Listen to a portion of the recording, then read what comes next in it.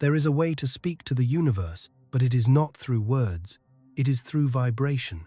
And Thoth knew this long before we remembered how to listen. It is said that in the secret temples beneath the sand, where time collapses and silence sings, Thoth carved the truth into stone, not with chisel, but with sound. Not everyone understands this. Most ask the universe like beggars. They plead, they pray, they bargain. But the ancient ones, they vibrated. They understood that the universe does not respond to need, it responds to resonance. What you are about to hear has been hidden in plain sight, but protected by the frequency barrier, because only those whose energy is prepared can unlock it. You cannot fake vibration. You cannot trick the universe, but you can awaken the frequency that makes your very being echo the answer you desire, and when that happens, the universe has no choice but to obey. Thoth taught that reality is not created by action, but by alignment. And when you ask from the wrong frequency, you push what you want away. But when you ask the right way, the vibrational way, you are no longer requesting, you are receiving. Before we go further, I ask you to do this. Close your eyes. Take one deep breath in through the nose and out through the mouth. Do it 3 times, slowly, intentionally. Harch. Now, feel. There is something ancient inside you that is already listening. That is the part we will activate. This is not a motivational chant. This is not about thinking positive. It is about becoming the question itself. And when you become the right question, the universe answers through you. This is the first gate. Every true request has 3 elements: focus, frequency, and faith. The ancients knew if even one is missing, the door remains closed. There is a story, almost lost in time. A priestess in the temple of Dendera stood beneath the great zodiacs, chanting a single tone again and again until her voice cracked and her body trembled. On the 33rd repetition, her voice aligned with something that wasn't in the room. The walls shimmered, the stars blinked back. Her intention had been received. Thoth described this as the golden triad, the sacred structure of divine asking: focus, frequency, faith. Most people today only use one. Focus. They think about what they want, even obsess over it. But they do so in chaos. Their thoughts contradict their emotions. Their actions deny their inner alignment. But the ancients knew, focus without frequency is noise. The gods never answered noise. Let me explain. Your frequency is not what you say, it's what your energy field radiates. You can say, I want abundance, but if your field vibrates fear, doubt, or desperation, your words dissolve before they ever reach the edge of your reality. And then there is the final force: faith. Not religious belief. Number. This is deeper. This is energetic certainty. It is the inner knowing that when the signal is correct, the outcome is guaranteed not because you deserve it, but because you have become it. Think of it like this. You are a tuning fork, asking the universe to echo back a note. If your fork is cracked, trembling, or muted, the universe will respond accordingly. But once your fork is sharp, clean, unwavering, even a whisper becomes a command. So, how do we build this triad? Let's begin the activation. EJ. Sit comfortably. Place your right hand over your heart, left hand over your belly. AD. Whisper the word Ra, Ma, Nu. Slowly, silently, 3 times. This was the triadic name encoded in many ancient texts. It is not meant to be translated, it is meant to be felt. On the inhale, RAA. Hold breath. Ma. Exhale, Nu. Again. Ra. Inhale. Ma. Hold. Nu. Exhale. Let the breath imprint the frequency into your body. This sound is the structure of vibrational, asking a code passed down in sound, not language. And just doing this once, in stillness, in faith, in full presence, realigns your asking from begging to commanding. You don't need to do it 1,000 times. You only need to do it right. But here's the trap. Some people will hear this and say, "That's it?" Yes, that's it. And that is why they never receive. Because the true asking is too simple for the complex mind. But for those who can hold stillness like a chalice, Even one sacred breath changes the vibration forever. The response is not always a voice. Sometimes it is the rearrangement of reality itself. That's how you know the universe has heard you. Let me tell you a story. A seeker once asked Thoth, "How will I know when my asking has been received?" Thoth did not speak. He reached into the sand and drew a perfect spiral.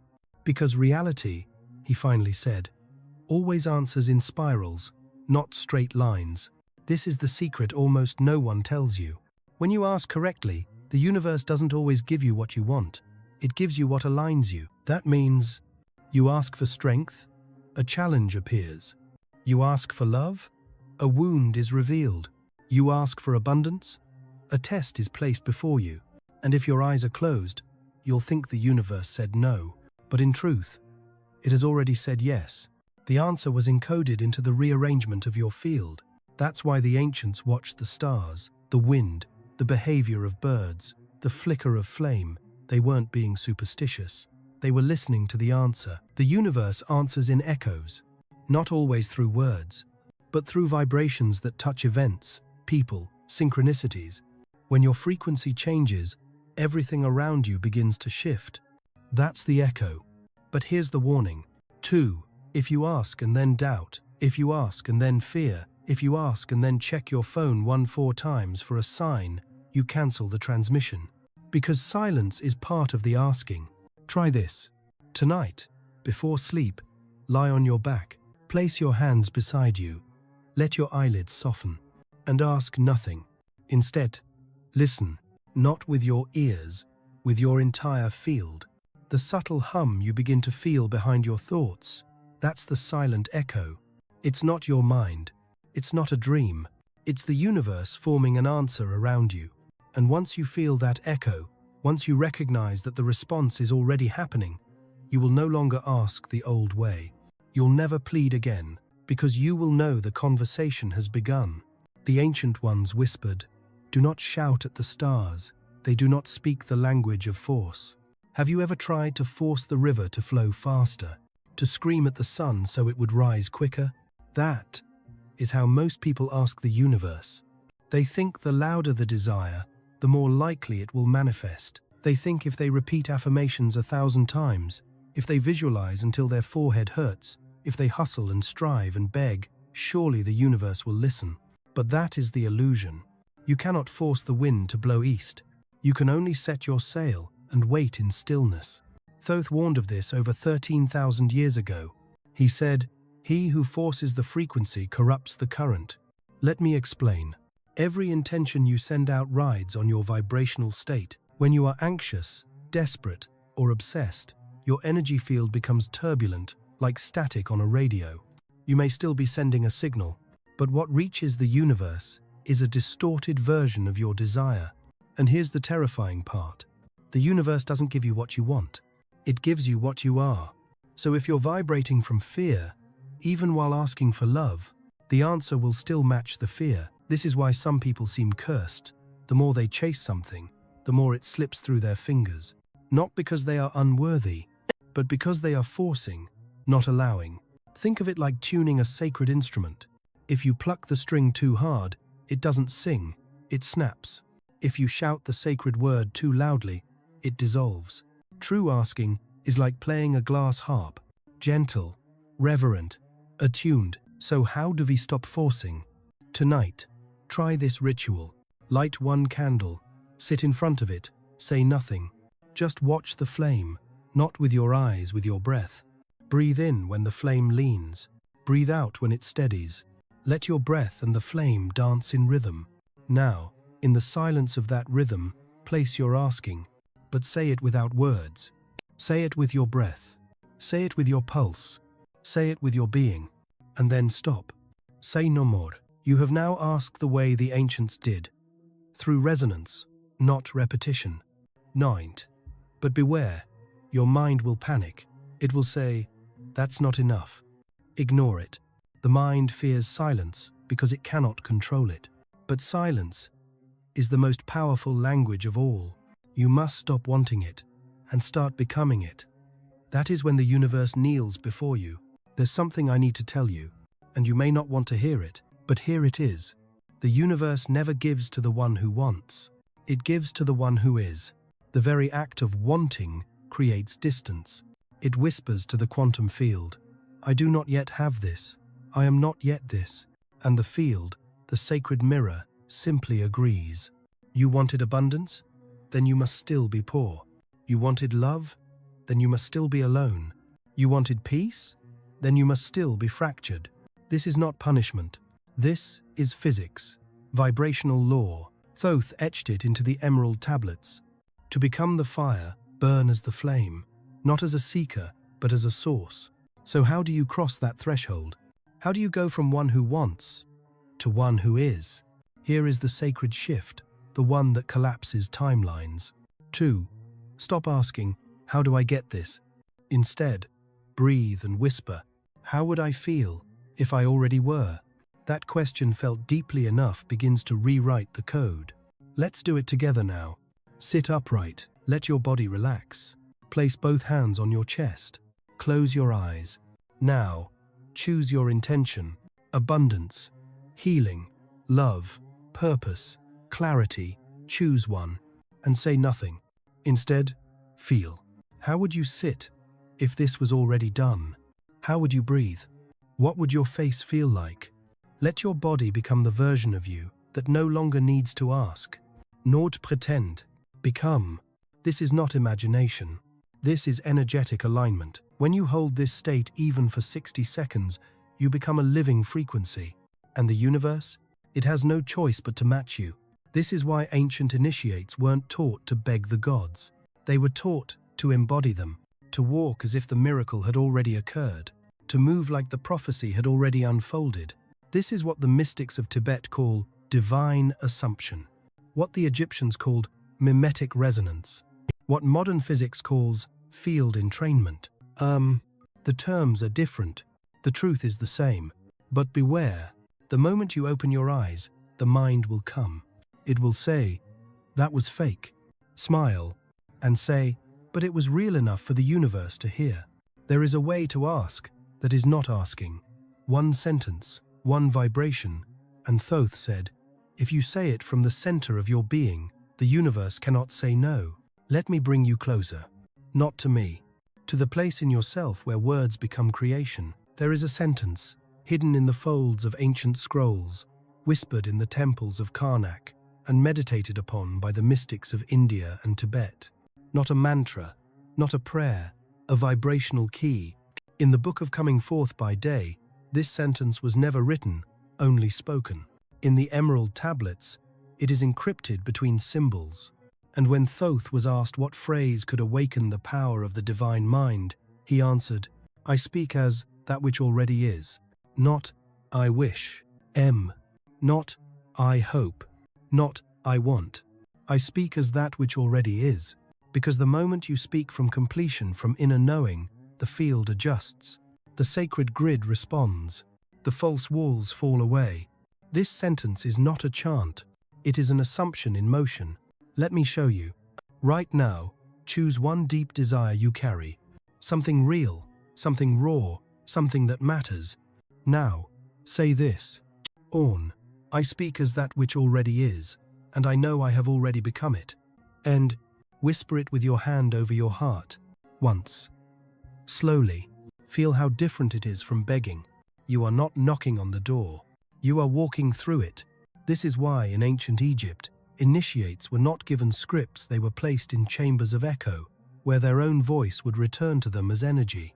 If the voice trembled with uncertainty, the chamber remained cold.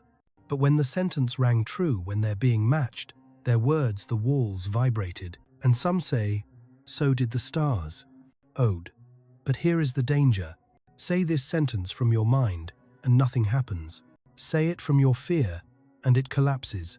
But say it from your center, from the silent place within your chest that does not doubt, and it becomes a command to creation.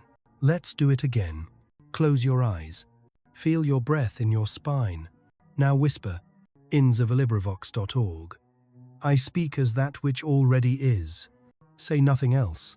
Don't explain. Don't justify. Don't qualify. Just let it become you. because when it does, the asking ends, and the becoming begins. Every temple had a warning: do not let the lower mind intercept the message, for even the most powerful vibration can be unraveled by doubt. This is the part no one wants to talk about. Everyone wants to learn how to ask, how to manifest, how to awaken the field. But almost no one asks, how do I stop destroying what I've already created? Thoth warned of this not once, but repeatedly. Inscribed in the 12th passage of the Emerald Tablets was a phrase wrapped in sigils, often mistranslated: he who speaks and then doubts creates a shadow against his own command. Let me show you what that means. Imagine you've sung the ancient frequency. You've aligned your heart, focused your field, whispered the sacred sentence. And then 10 minutes later your mind says, maybe it didn't work. Maybe I should try again. Isvara. Maybe I need to add more effort. And just like that, the signal is gone. This is the ancient error, not failure. Friction. The energetic friction of belief and disbelief, clashing within the same field. This cancels the charge. It's like drawing a sacred symbol with fire and then dousing it with water. You cannot ask like a god, and then think like a victim. The field reads both, and the more conflicting the vibration, the more chaotic the result. In the old temples of Abydos, initiates were not allowed to speak for 7 days after an asking ritual. Why? Because every word that followed would either reinforce or unravel the frequency. Here's the modern trap. You ask in the morning, then you scroll through failure at noon. You align during meditation, then allow fear to narrate your life by dinner. This is how energy becomes fragmented, and fragmented energy cannot open gates. But there is a solution, and it is as ancient as the stars. The vow of sealing.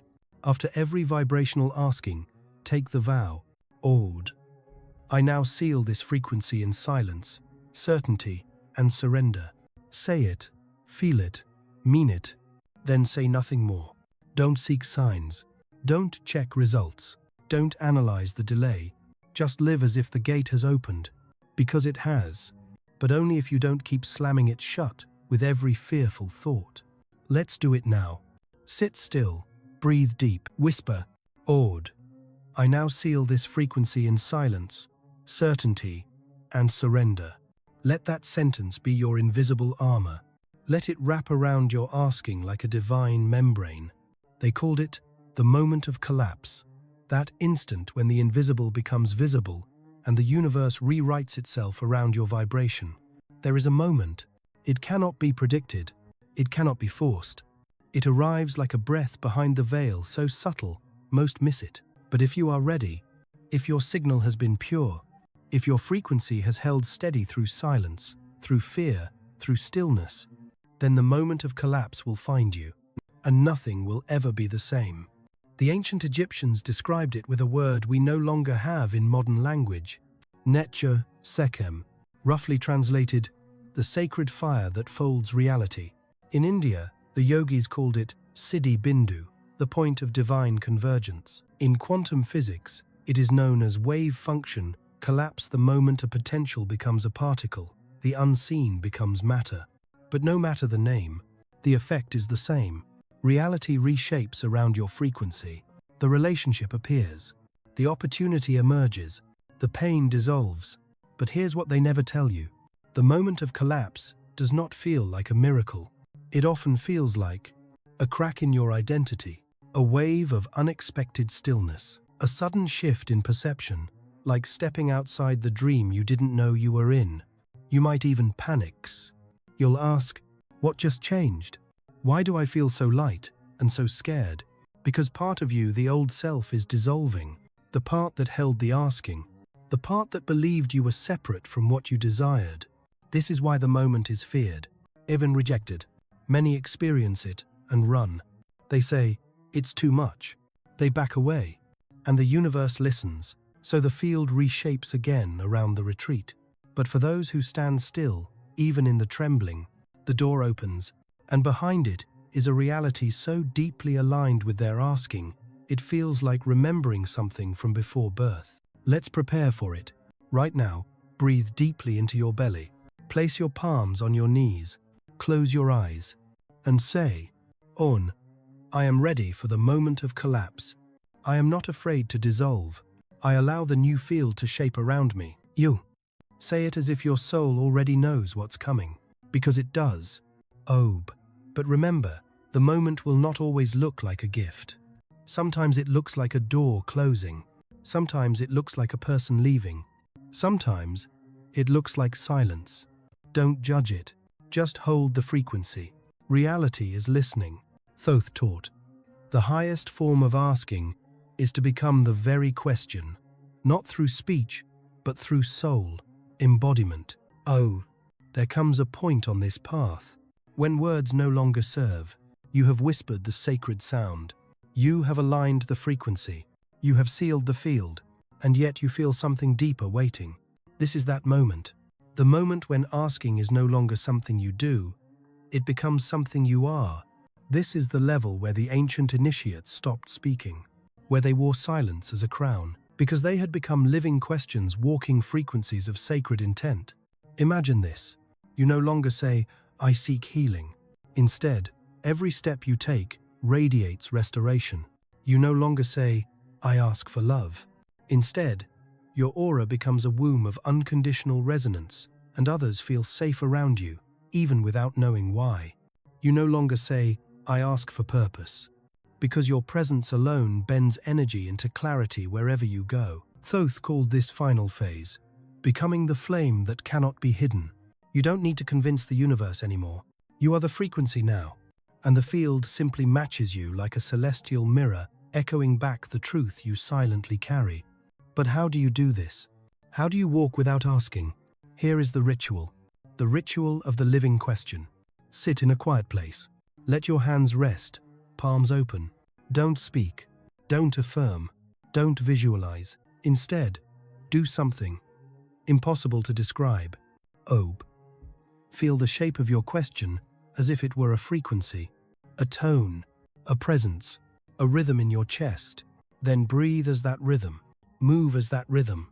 Let it shape your posture, your gaze, your stillness. Let it enter your cells. Soon, you will notice you're no longer asking, because there's nothing left to ask for. You are already broadcasting. This is what Thoth meant when he wrote, the true magician does not shout into the void. He enters it, and the void responds. Oh, but beware, this level comes with loneliness. Why? Because few are willing to enter that depth of silence. Few are willing to dissolve the egoic voice that says, look at me, give me this, tell me who I am. But for those who can, they become dangerous to limitation. Their frequency unlocks wherever it lands. Their presence reminds others who they are. Their life becomes a living spell not cast through words, but through state of being. There is only one thing left, to receive. But to receive, you must become vast enough to hold it. So many have asked, and aligned, and vibrated, but never received. Why? Because no one told them. Receiving is not passive. It is the final, most sacred act. In the temples of Heliopolis, initiates were trained not just to ask, but to expand their energy field, to become worthy vessels. Thoth wrote, you cannot hold the flood in a broken bowl. Mend thy field, and the current shall stay. To receive is to become the space into which the universe pours its answer. It's not about expecting. It's not about waiting. It's about expanding. Let me ask you something.